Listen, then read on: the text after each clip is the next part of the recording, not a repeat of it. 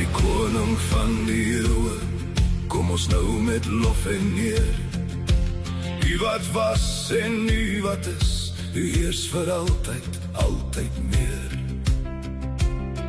Onverganklik hoog verhewe, geen begin en ook geen eind. U alleen bly staan vir ewig, elke knie sal u erken. Goeiedag geliefdes, hierdie week het ons geleer om staande te bly. Ons leer dit by ons geloofsheld Paulus. En hy beskryf dit vir ons in 'n baie klein stukkie teks hier in 2 Korintiërs 6, vers 3 tot 6. Ons het sover geleer hierdie week, dat hy sê, ons het alles gedoen deur die Heilige Gees, deur die opregte liefde, deur die woord van die waarheid en deur die krag van God. En dan sluit hy vers 7 af met hierdie woorde. Ons wapen vir aanval en verdediging is om die wil van God te doen. Hoor mooi wat sê hy hier, hoe het hulle staande gebly. Of hulle nou moes staande bly wanneer hulle aangeval word, of hulle nou moes staande bly omdat hulle moes aanval, het hulle net een wapen gehad. Dis om die wil van God te doen. Hoor mooi, dis 'n werkwoord.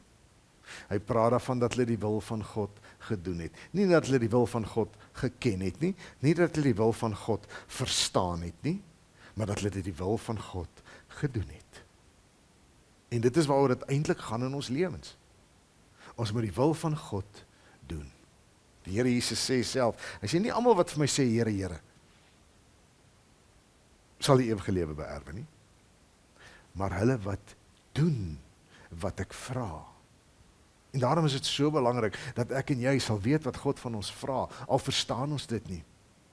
En hy vra dat ons hom sal lief hê met ons hele hart, met ons hele siel, met alles krag, met alles wat ons is, moet ons hom lief hê, en ons naaste soos onsself. En in daardie liefde vir ons naaste soos onsself, vergewe ons en ons spreek vry, en ons sorg, en ons is barmhartig, en ons leef opreg.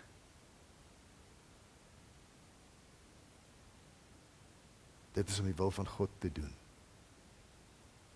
Ek is oortuig daarvan dat Paulus nie die wil van God verstaan het nie. Dat toe Paulus begin verstaan het dat hy gaan doodgaan vir hierdie evangelie, dat hy dalk nie kon verstaan, maar hoe moet hy doodgaan as hy soveel vir die Here se koninkryk gedoen het nie. Maar dit het hom nie laat begin filosofeer oor die wil van God nie. Dit het hom nie die wil van God laat begin bevraagteken nie. Dit het hom juis aangespoor om die regte ding te doen, en daarom kon hy onberispelik optree, met begrip, met verdraagsaamheid en met vriendelikheid, en hy kon die wil van sy God doen. Dis 'n saak van praat. Paulus sê dit self. Hy sê die koninkryk van God is immers nie 'n saak van praatjies nie, maar van krag. Ons moet begin doen. Miskien praat ons te veel. Miskien probeer ons te veel filosofeer. Miskien probeer ons as moderne mense te veel om te verstaan. God vra nie dat ons verstaan nie. God vra dat ons doen. Kom ons begin doen. En in die wete dat ons deur sy krag en genade so staande sal bly. Mag jy 'n doenende Christenmens wees. Shalom. Geen duisternis kan u bedek nie, geen mag kan teen u op bly staan. Sterre, oseane, berge, roep uit dat u naam bestaan. Elke asem wat ons inhaal, is genade uit u hand. Elke dag en elke môre word gedra deur u verstand. Ons lig ons hande, ons buig neer. Daar is geen ander naam soos u, o Heer. Aan die koning van die eeuwe, aan die Here van alle tyd, kom die Here en al die heerlikheid, tot in ewigheid, tot in ewigheid. Onsienlik maar tog naby ons, alleen wyse God so groot.